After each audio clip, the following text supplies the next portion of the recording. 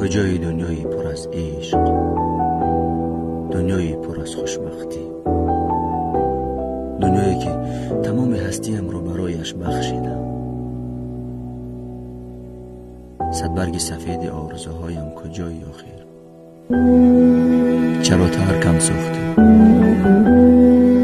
چرا یک مراتب نپرسیدی که آیا طاقت چنین درد را دارم یا نه؟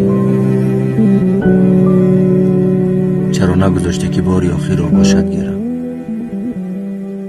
حداقل برای آخران بار شده باشد هم گرمی آغوشت را حس کنم.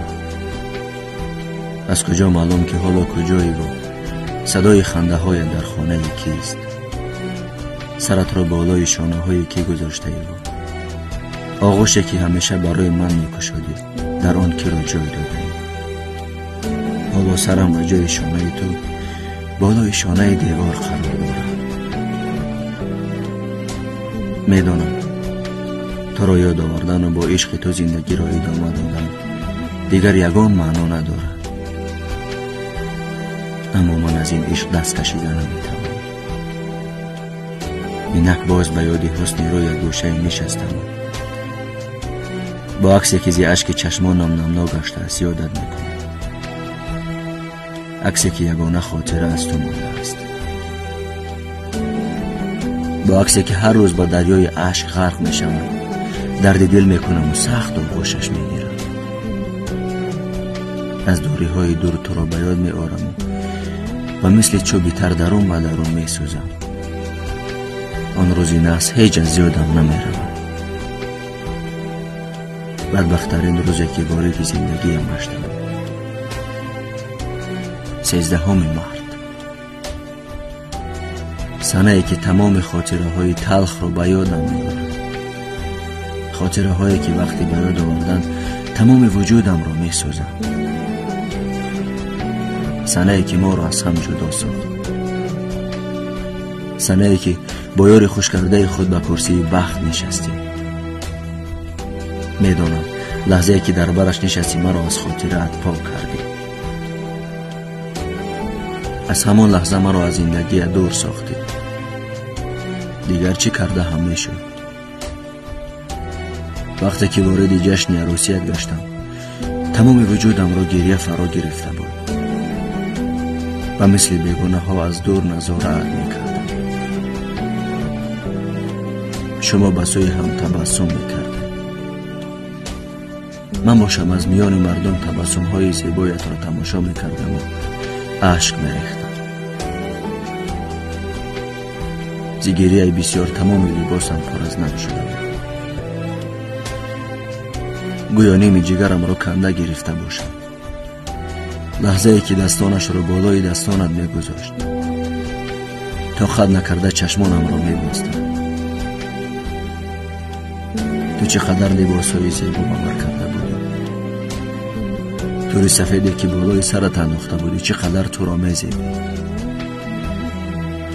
اشک چشمانم نگذاشت سیمایت را باری آخر ببینم. از پروردگار خواهش بسیار کردم، اما در برابر آن قدر خواهش یک آرزو، تنها یک آرزو،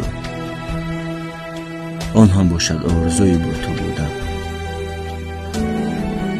در شب تویت به پهلوی نشستن و تو را در لباس سفید دیدن یگانه آرزوی من بود، اما متاسفانه آن هم نصیب دیگر کس شد.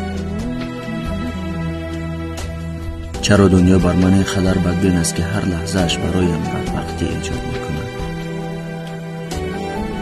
برای رسیدن به هدف خویش همیشه مانع ها رو پیش می آورد. چرا آخر؟ از زندگی شکوه ها دارد، اما چه علاج؟ برای دوست داشتنم معذرت می خواهم. ببخش که تو را مدت 39 ماه انتظار شدم. از عشقت سوختم، براحت عشق ریختم.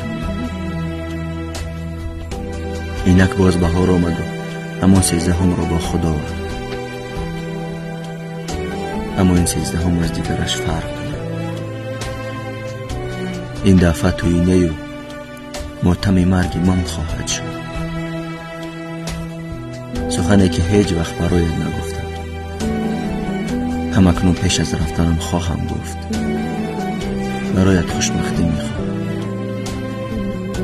آرزوی بهترین ها رو دارم. این را فراموش مکن. همیشه یادم میکنم و چشمانم را به راه آمدنم میدوزم. ببخش که در این دنیا برایت یگان کار انجام دادن نتوانستم. شاید در قیامت با هم وا خورم و از دستم یگان چیز آید. با تمام هستیم دوستت می‌دارم.